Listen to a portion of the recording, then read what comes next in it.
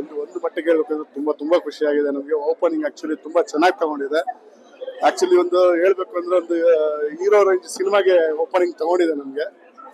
Almost ಹಂಗೆ compare ಮಾಡ್ಬೋದು ನಾವು. ಸೊ ತುಂಬಾ ಚೆನ್ನಾಗಿದೆ.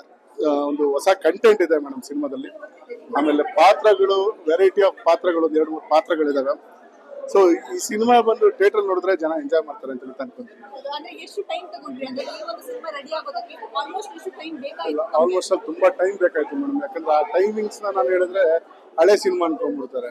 ಹಂಗಲ್ಲ, ಇದನ್ನ ಮೇಕಿಂಗ್ ಮಾಡೋದಕ್ಕೆ ಅಂತ ನಿಂತ ಒಂದಷ್ಟು ದಿನಗಳು ತಗೊಂಡಿದೀವಿ. ನೀವೇ ನೋಡಿದೀರಾ ಯಾವ ತರ ಇದೆ ಅಂತ ನಿಂತ. ಸೊ ಇದು ಒಂದೊಂದ್ ಸತಿಗೆ ನಾವು ಒಂದೊಂದು ಗೆಟಪ್ಗಳನ್ನೆಲ್ಲ ಮಾಡ್ಬೇಕಾದಾಗ ಒಂದೊಂದು ವಿಘ್ನಗಳು ನಮ್ಗೆ ನಡೀತಾ ಇತ್ತು. ಸೊ ಆ ಒಂದು ಇದರಲ್ಲಿ ಮೂಡಿ ಬಂದಿರೋಂಥ ಸಿನಿಮಾ ಇದು. ತುಂಬಾ ಕಷ್ಟಪಟ್ಟು ಸ್ಟ್ರಗಲ್ ಮಾಡಿರುವಂತ ಸಿನಿಮಾ. ದುಡ್ಡಿನ ಬಗ್ಗೆ ಅಂತಲ್ಲ ಅಲ್ಲ. ಸೊ ಹೇಳ್ಬೇಕಂದ್ರೆ ಸಿನಿಮಾ ರೆಡಿ ಮಾಡಿ ಆಚೆ ತರ್ಲಿಕ್ಕೆ ನಿಮ್ಗೆ ತುಂಬಾ ಕಷ್ಟ ಆಯ್ತು. ಸೊ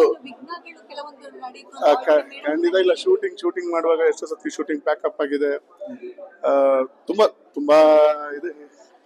ಅದಕ್ಕೆ ಕೂತ್ಕೊಂಡ್ರೆ ಒಂದ್ ದಿವಸ ಎಲ್ಲ ಬೇಕಾಗತ್ತೆ ನನಗೆ ಫುಲ್ ಹಿಸ್ಟ್ರಿ ಹೇಳ್ಬೇಕು ಅಂತಂದ್ರೆ. So end of the day theatre cinema ಬಂದಿದೆ ಮೇಡಮ್.